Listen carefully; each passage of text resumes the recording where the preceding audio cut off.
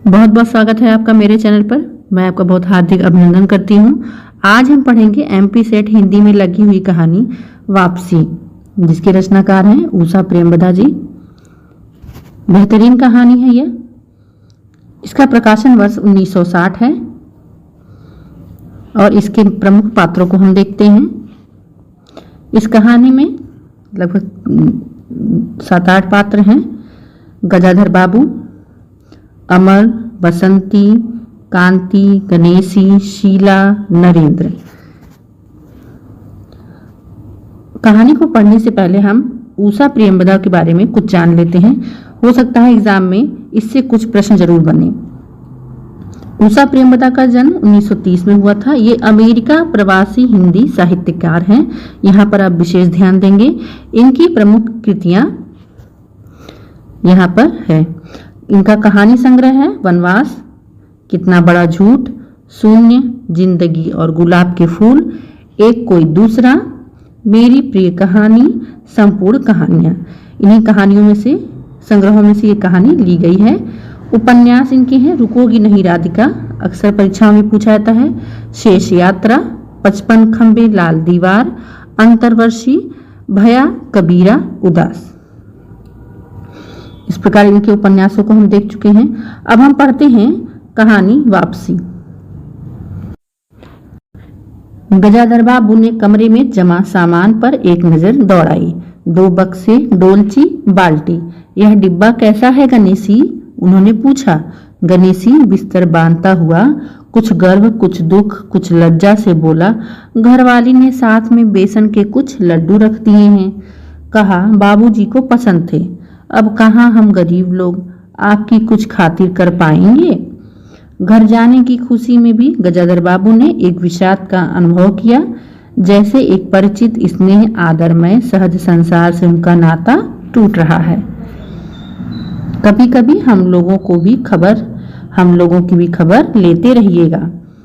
गणेशी बिस्तर में रस्सी बांधता हुआ बोला। कभी कुछ जरूरत हो तो लिखना गणेशी, इस अगहन तक बिटिया की शादी कर दो। गणेशी ने अंगोछे के छोर से आंखें पूछी। अब आप लोग सहारा न देंगे तो कौन देगा? आप यहाँ रहते तो शादी में कुछ हौसला रहता। गणेशी कहता है गजाधर बाबू से। गजाधर बाबू चलने को तैयार बैठे हैं।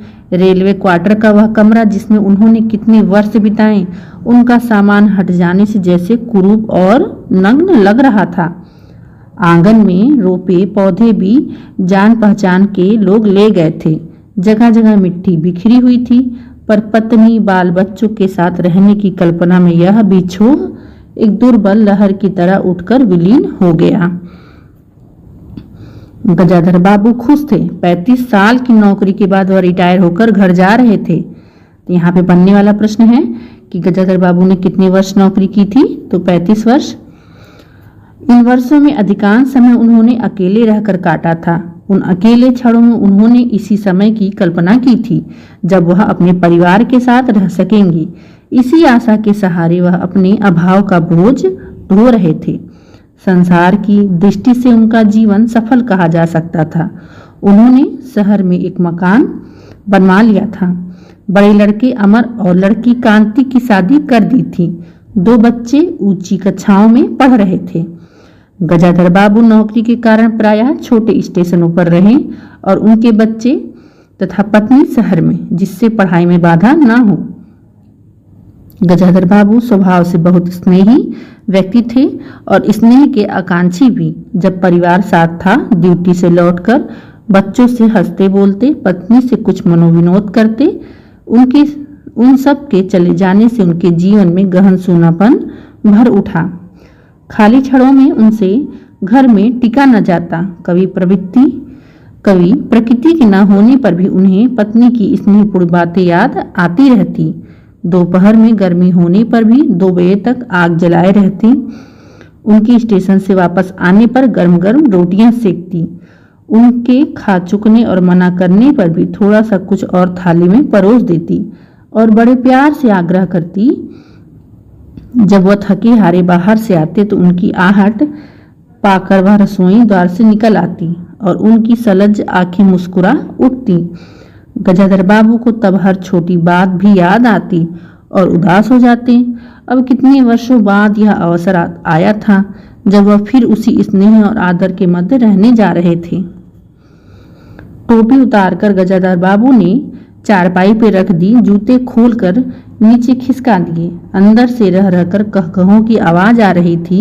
इतवार का दिन था। उनके सब बच्चे इकट्ठे होकर नाश्ता कर रहे थे। गजाधर बाबू ने सूखे ओठों पर स्निग्ध मुस्कान आ गई। उसी तरह मुस्कुराते हुए वह बिना खांसे हुए अंदर चले गए। उन्होंने देखा कि नरेंद्र कमर पर हाथ रखे शायद रात की फिल्म में देखे गए किसी नृत्य की नकल कर रहा था और बसंती हंस हंस कर दोहरी हो रही थी। अमर की बहू को अपने तन बदन, आंचल और घूंघट का कोई होश न था। वह उन्मुक्त रूप से हंस रही थी। गजाधर बाबू को देखते ही नरेंद्र घप से बैठ गया। चाय का प्याला उठाकर मुंह से लगा लिया। बहू को होश आया। उसने झट से माथा ढक लिया। केवल बसंती का शरीर रह रहकर हंसी दबाने के प्रयत्न में हिलता रहा। गजाधर बाबू ने मुस्कुराते हुए उन लोगों को देखा, फिर कहा, क्यों नरेंद्र, क्या नकल हो रही थी? कुछ नहीं बाबूजी, नरेंद्र ने सिर पिटाकर कहा। गजाधर बाबू ने चाहा था कि वह भी इसी मनोविनोद में भाग लेते, पर उनके आते ही जैसे सब कुंठित हो चुप हो गए। इससे उनके मन में थोड़ी सी खिन्नता उपज गई।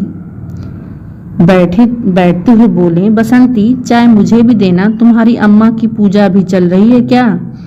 बसंती ने माँ की कोठरी की ओर देखा। अभी आती होंगी और प्याले में उनके लिए चाय छानने लगी। बहू चुपचाप पहले ही चली गई थी। अब नरेंद्र भी चाय का आखिरी घूंट पीकर उठ खड़ा हुआ। केवल बसंती पिता की लिहाज में चौके में बैठी माँ की राह देखने लगी। गजाधर बाबू ने एक घूंट चाय पी, फिर कहा, बेटी, चाय तो फीकी है, लाइए चीनी डाल दूं? बसंती बोली, रहने दो, तुम्हारी अम्मा जब आएगी तब पी लूंगा। थोड़ी देर में उनकी पत्नी हाथ में अघरे का लोटा लिए निकली। अशुद्ध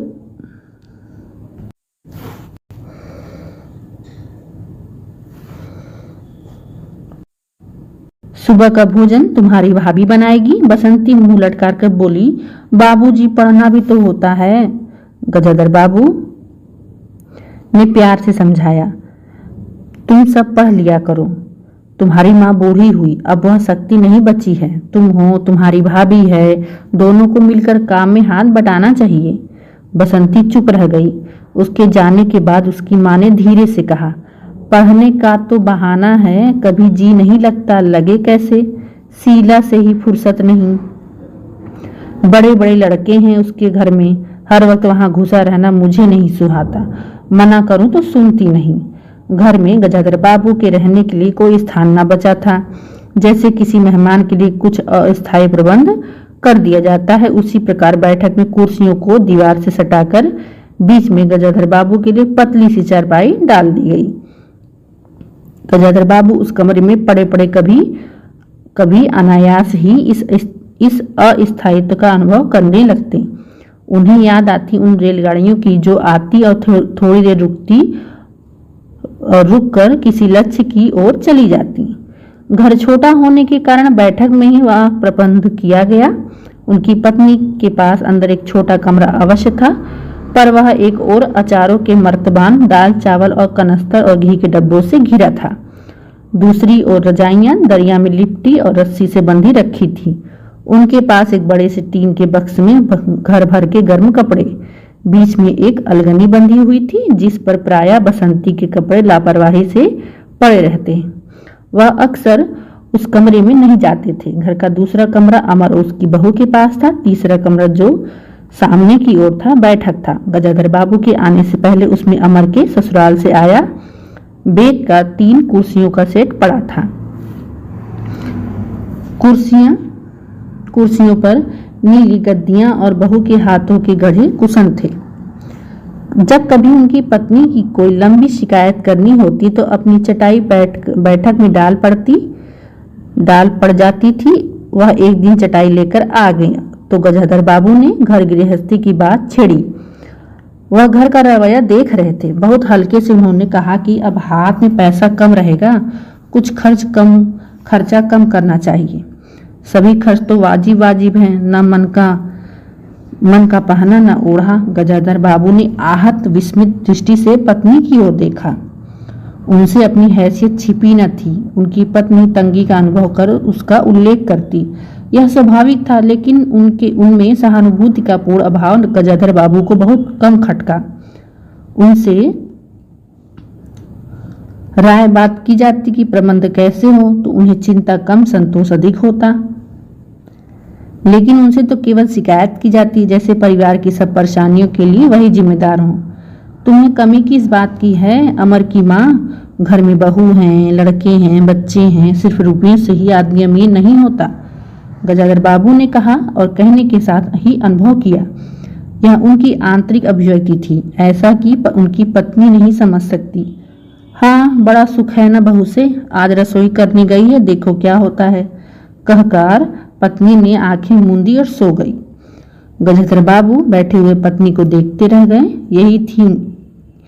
यही थी क्या उनकी पत्नी, जिनके हाथों के कोमल स्पर्श, जिसकी मुस्कान की याद में उन्होंने संपूर्ण जीवन काट दिया था।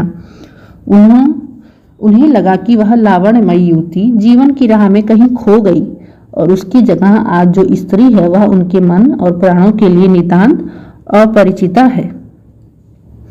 गहरी नींद में डूबी उनकी पत्नी का भारी शरीर बहुत बेडौल और कुरूप लग रहा था, श्रीहीन और रूखा था। गजाधर बाबू देर तक निस्वंग दृष्टि से पत्नी को देखते रहे, फिर लेटकर छत की ओर ताकने लगे। अंदर कुछ गिरा और उनकी पत्नी हड़बड़ाकर उठ बैठी। लो, बिल्ली ने कुछ गिरा दिया शायद, और वह कहकर अंदर भागी। थोड़ी देर में लौटकर आई तो उनका मुंह फूला हुआ था। देखा बहू को चौका खुला छोड़ आई। बिल्ली ने दाल की पतीली गिरा दी। सभी खाने को हैं, अब क्या सिखाऊंगी। वह सांस लेने को रुकी और बोली, एक तरकारी और 4 पराठे बनाने में सारा डिब्बा घी उड़ेल कर रख दिया। जरा सा दर्द नहीं है, कमाने वाला हाड़ तोड़े और यहाँ चीजें लूटे। मुझे तो मालूम था कि यह सब काम किसी के बस का नहीं। गजाधर बाबू को लगा कि पत्नी कुछ और बोलेगी तो उनके कान झंझना उठेंगे। ओठ बीच कर करवटें लेकर उन्होंने पत्नी की ओर पीठ कर ली। रात का भोजन बसंती ने जानबूझकर ऐसा बनाया था कि कौर तक न निगला जा सके। गजाधर बाबू चुपचाप खाकर उठ गए, पर नरेंद्र थाली सरका कर उठकर खड़ा हुआ और बोला, मैं ऐसा खाना नहीं खा सकता। बसंती तुनक कर बोली, तो न खाओ, कौन तुम्हारी खुशामद कर रहा है? तुमसे खाना बनाने को किसी ने कहा था? नरेंद्र चिल्लाया। बाबूजी ने। बाबूजी को बैठे बैठे यही सूझता है। बसंती को उठाकर माँ ने नरेंद्र को मनाया और अपने हाथ से कुछ बनाकर खिलाया। गजाधर बाबू ने बाद में पत्नी से कहा, इतनी बड़ी लड़की हो गई, उसे खाने बनाने तक का सहूर नहीं आया? अरे आता सब कुछ है, करना नहीं चाहती। पत्नी ने उत्तर दिया। अगली शाम माँ को रसोई में देख कपड़े बदलकर बसंती बाहर आई तो बैठक में गजाधर बाबू ने टोक दिया, कहा, कहाँ जा रही हो? पड़ोस में शीला के घर। बसंती ने कहा, कोई जरूरत नहीं है, अंदर जाके पढ़ो। गजाधर बाबू ने कड़े स्वर में कहा। कुछ देर अनिश्चित खड़े रहकर बसंती अंदर चली गई। गजाधर बाबू शाम को रोज टहलने चले जाते। लौटकर आए तो पत्नी ने कहा, क्या कह दिया बसंती से? शाम से मुंह लपेटे पड़ी, खाना भी नहीं खाया। गजाधर बाबू खिन्न हो आए। पत्नी का बात का उन्होंने उत्तर नहीं दिया। उन्होंने मन में निश्चय कर लिया, बसंती की शादी जल्दी ही कर देनी है। उस दिन के बाद बसंती पिता से बची बची रहने लगी। जाना हो तो पिछवाड़े से जाती। गजाधर बाबू ने दो एक बार पत्नी से पूछा तो उत्तर मिला, रूठी हुई है। गजाधर बाबू को और रोष हुआ। लड़की के इतने मिजाज, जाने को रोक दिया तो पिता से नहीं बोलेगी। फिर उनकी पत्नी ने ही सूचना दी, अमर अलग होने की सोच रहा है। क्यों? गजाधर बाबू ने चकित होकर पूछा। पत्नी ने साफ साफ उत्तर नहीं दिया। अमर और उसकी बहू की शिकायतें बहुत थी। उनका कहना था कि गजाधर बाबू हमेशा बैठक में ही पड़े रहते हैं, कोई आने जाने वाला हो तो कहीं बिठाने की जगह नहीं। अमर को अब वह भी छोटा सा समझते थे और मौके बेमौके टोक देते थे। बहू को काम करना पड़ता था और सास जब फूहड़पन पर ताने देती रहती थी। हमारे आने के पहले भी कभी ऐसी बात हुई थी? गजाधर बाबू ने पूछा। पत्नी ने सिर हिलाकर जताया, नहीं, पहले अमर घर का मालिक बनकर रहता था। बहू को कोई रोक टोक न थी। अमर के दोस्त प्रायः यहीं अड्डा जमा रहता था और अंदर से चाय नाश्ता तैयार होकर जाता था। बसंती को भी वही अच्छा लगता था।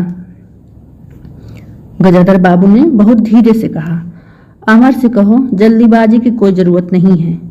अगले दिन सुबह घूम कर लौटे तो उन्होंने पाया कि बैठक में उनकी चारपाई नहीं। अंदर जाकर पूछने वाले ही थे कि उनकी दृष्टि रसोई के अंदर बैठी पत्नी पर पड़ी।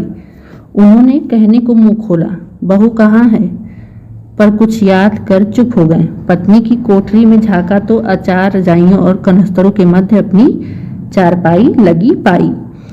गजाधर बाबू ने कोट उतारा और कहीं टांगने के लिए दीवार पर नजर दौड़ाई, फिर उस पर मोड़कर अलगनी के कुछ कपड़े खिसकाकर एक किनारे टांग दिया। कुछ खाए बिना ही अपनी चारपाई पर लेट गए। कुछ भी हो, तन आखिरकार बूढ़ा ही था। सुबह शाम कुछ दूर टहलने अवश्य चले आते, पर आते जाते थक जाते।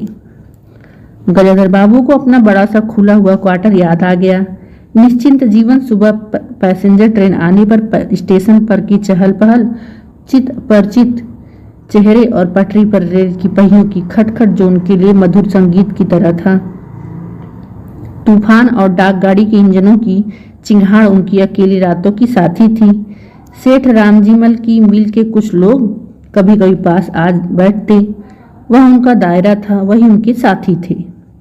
वह जीवन अब उन्हें कोई विधि सा प्रतीत हुआ। उन्हें लगा कि वह जिंदगी द्वारा ठगे गए। उन्होंने जो कुछ चाहा उसमें से उन्हें एक बूंद भी न मिली। लेटे हुए वह घर के अंदर से आते विविध स्वरों को सुनते रहे। बहू और सास की छोटी सी झड़प, बाल्टी पर खुले नल की आवाज, रसोई के बर्तनों की खटपट और उसी में गौरवियों का वार्तालाप। और अचानक ही उन्होंने निश्चय कर लिया,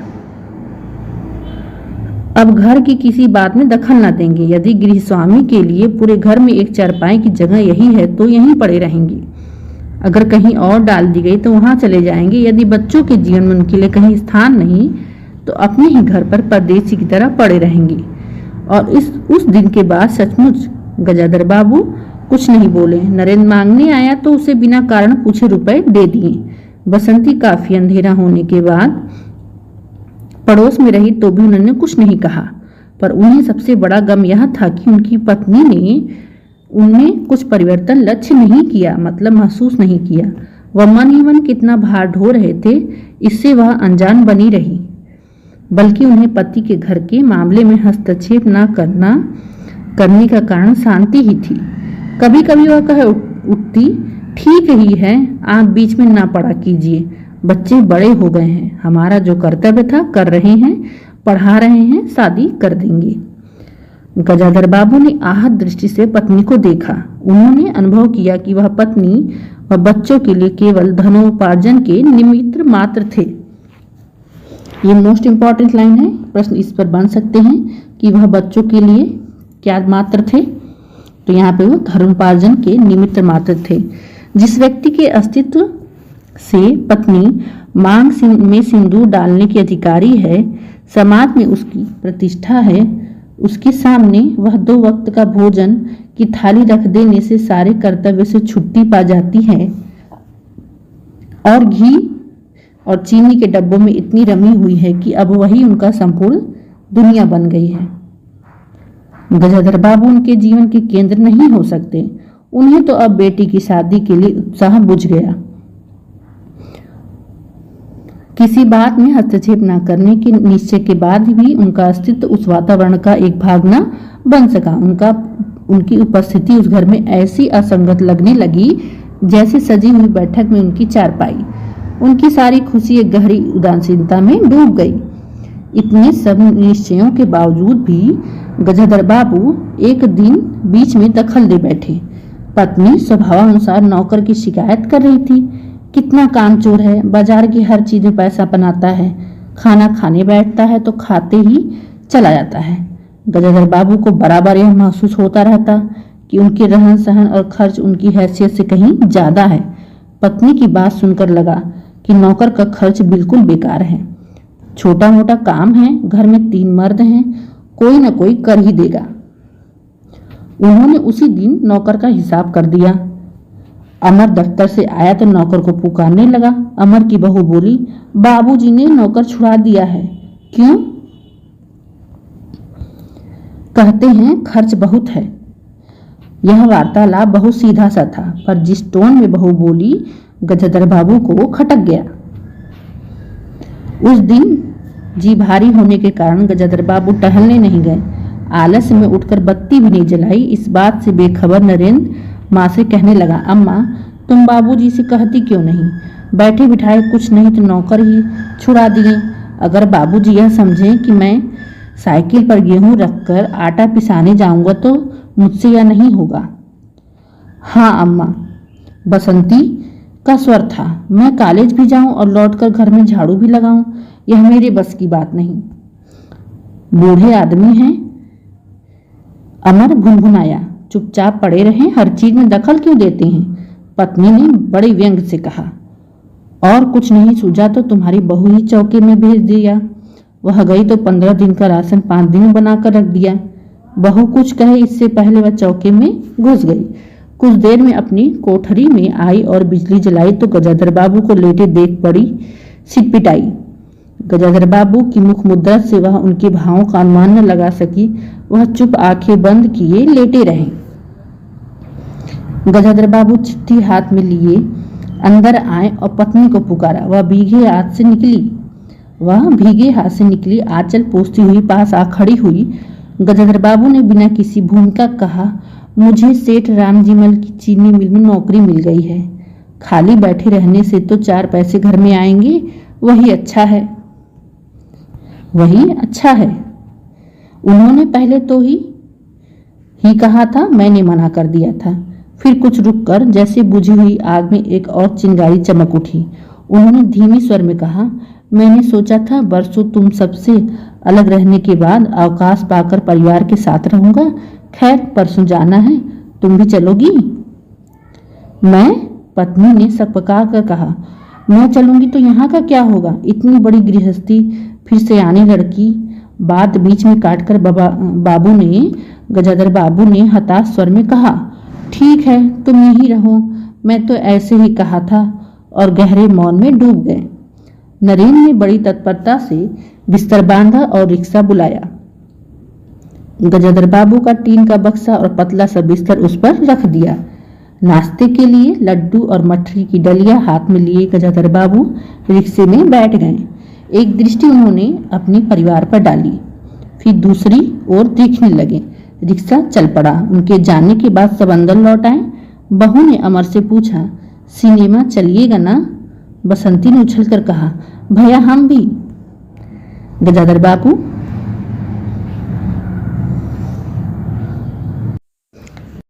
बाबू की पत्नी सीधे सीधे चौके में चली गई। बची हुई मठरियों को कोटरदान में रखकर अपने कमरे में लाई और कनस्तरों के पास रख दिया।